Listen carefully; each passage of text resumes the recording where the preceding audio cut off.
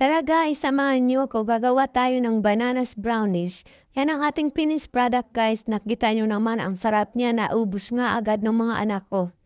Nag-agawan pa sila at nakulang pa. Kung kayo ay mahilig sa ganito, tara, tayo gagawa ng brownies. Bananas brownies. Naglagay lang ako ng 2 large egg. Tapos aking hahalo-haluin yan. Pagkatapos ay ating ilalagay na ang butter. 2/3 melted butter ang nilagay ko dyan guys. Kahit anong klaseng butter guys na available dyan sa inyong kitchen ay pwede na yang natin gamitin. Or kahit pwede naman kahit margarine na lang kung wala kayong butter. At pagkatapos niyan guys ay ating hahalu-haluin ng maigi ang ating mga ingredients. At pagkatapos ay maglalagay tayo ng 1 tablespoon o vanilla. At tapos ating hahaluin ulit. Walang katapusang paghahalo yan guys. Hanggang sa mahilo-hilo na ang ating mga ingredients. Charot! At saka naglagay 3/4 cup of sugar pala ang ating nilagay dyan guys. Ayan o. Ating hahaluin ulit. Hanggang sa matunaw ang ating sugar. Yan lang, walang katapusang halo-halo lang yan guys. Sige, haluin pa. Hanggang sa matunaw ang ating sugar. Yan, pagkatapos niyan ay ating ilalagay na ang mashed banana.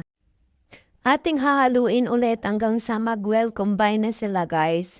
At pagkatapos yan ay ating hihanda ang 1 cup of all-purpose flour and 1/2 cup of cocoa powder and 1 tablespoon of baking soda and 1/2 teaspoon of salt. And ating sinala na natin yan guys bago ko ilagay dyan. Para masala natin ang mga buo-buong cocoa powder at ang ating all-purpose flour. Kaya ating sinala muna. Tapos pagkatapos niyan guys ay ating haluin ulit. Make sure natin na nahalo nating maigi ang ating mga ingredients para walang mamuo-muo mamaya sa ating recipe. At pagkatapos dyan guys, ayan na ang finished product at ating ilalagay na ang 3/4 chocolate chips. Kahit anong klaseng chocolate chips, pwede na po yan. Basta kung ano available sa inyo. At yan na nga guys, sinanda ko na ang ating air fryer. There's air fryer ko siya. Ating lulutuin. At yan na nga guys, nilagyan ko ng toppings ang ating chocolate chips, mga almonds, mga nuts. At pagkatapos niyan guys ay ating lulutuin ng 45 minutes to 1 hour ang ating bake at 170 Celsius. At ayan na nga guys, naluto na ang ating banana brownies chips. At yan dyan na nga si Boys nakahanda na sa ating tikim. At yan na nga. Yummy. Yummy? Very good.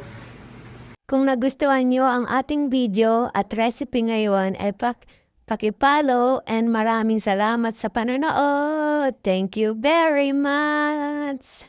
God bless you.